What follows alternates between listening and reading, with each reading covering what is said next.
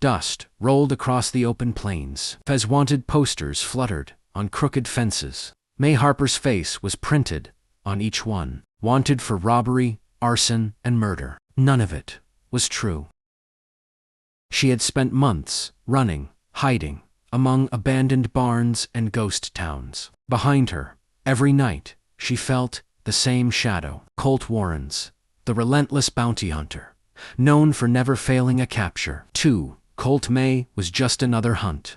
Mae, Colt was the final, chain closing around her throat. Cold water rushed beneath her boots as she crossed Iron Willow Creek at dawn. Birds scattered. Branches snapped. A gun cocked behind her. Colt stepped out from the trees, his hat, low expression, unreadable. His voice was steady, practiced, disciplined. Mae bolted for the rocks. Colt matched her every move. Shots echoed through the canyon walls. Sparks, dust, ricochets. The lasso cracked through the air, looping around her arms, yanking her back. She hit the ground hard, breathless, trapped. Colt bound her wrists and began the long journey toward Coyote Ridge. Mae hated him. He didn't care. But the land had other plans. Night fell, harsh and cold. Colt tied Mae to a tree while he made camp. He stayed distant, professional.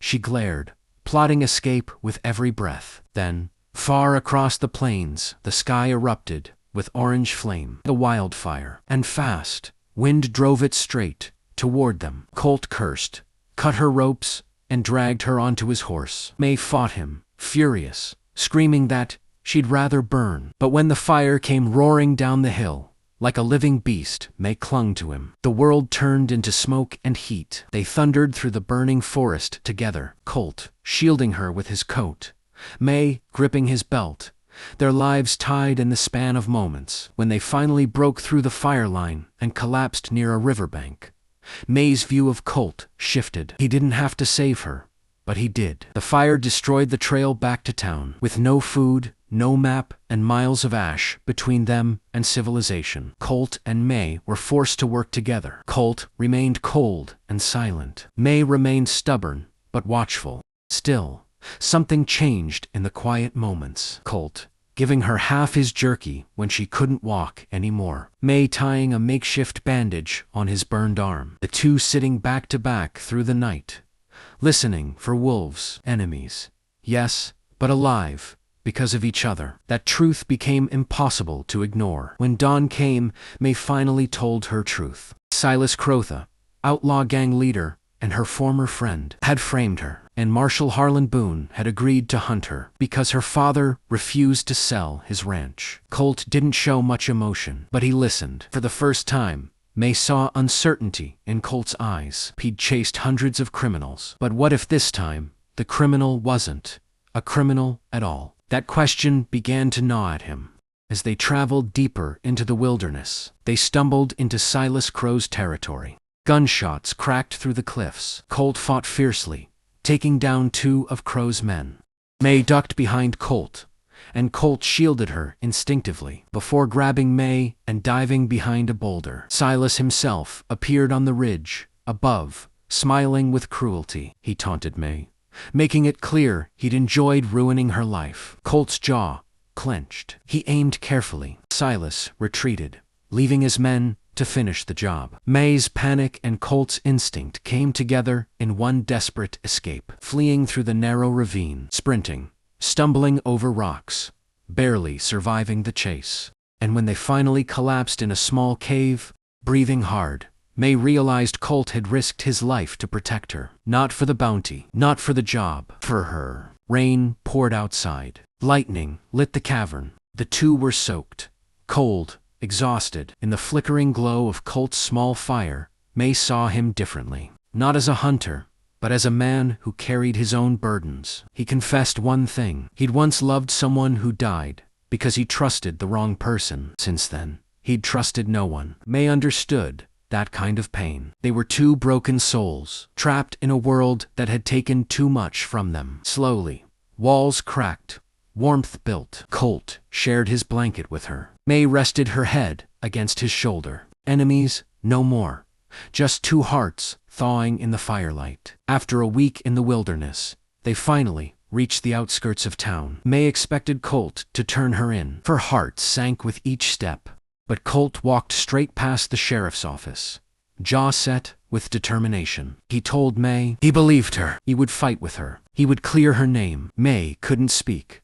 Her chest felt too full. This man, her worst enemy, had become the one person willing to stand beside her. Marshall Boone and Silas Crow were waiting at Mae's family ranch. Mae and Colt rode in together, side by side. The air crackled with tension. Guns aimed. The past, ready to be rewritten. Boone tried to arrest Mae. Colt stepped in front of her. Silas tried to shoot Colt. Mae grabbed Colt's spare revolver and fired back. A brutal battle unfolded, bullets kicking up dust, horses rearing, shouts echoing across the fields. Mae faced Silas alone. Colt faced Boone. In the chaos, Colt disarmed Boone and forced him to confess his corruption. Mae fought Silas with every ounce of pain, betrayal, and strength she'd carried for years. In the final moment, she disarmed Silas, ending the nightmare he'd created. The truth spread quickly. Boone was arrested. Silas was taken into custody. Mae Harper's name was cleared. She was free. And Colt didn't leave. Instead, he stood on the porch of the Harper ranch, unsure of his place, unsure of what she wanted. Mae stepped toward him. No fear, no anger, just gratitude and something warmer. She touched his chest, feeling the steady heartbeat beneath. This man had hunted her, fought her, protected her, saved her. And somewhere between the gunfights and firelight nights, their souls had recognized each other. Colt stayed in Coyote Ridge. He helped rebuild Mae's ranch. He slept in the old bunkhouse at first, keeping his distance out of respect. But slowly, days turned into weeks, weeks into months. The fire between them grew steady, bright, unshakable. They rode the fields together, shared meals together, faced troubles together. And one warm summer evening, as the sun dipped behind the ridge, Colt finally let the last of his defenses fall. He kissed her beneath the cottonwood tree, a kiss full of apology, longing, and promise. Mae didn't pull away. She had been waiting. To enemies, two survivors, two hearts, once hardened by the world, now beating in the same rhythm. Shadows over Coyote Ridge ends with Colt and Mae choosing each other, not because fate demanded it, but because they had walked through fire and betrayal side by side, and found love in a place neither thought possible. Don't forget to like, comment, and subscribe for more Western stories under the sky.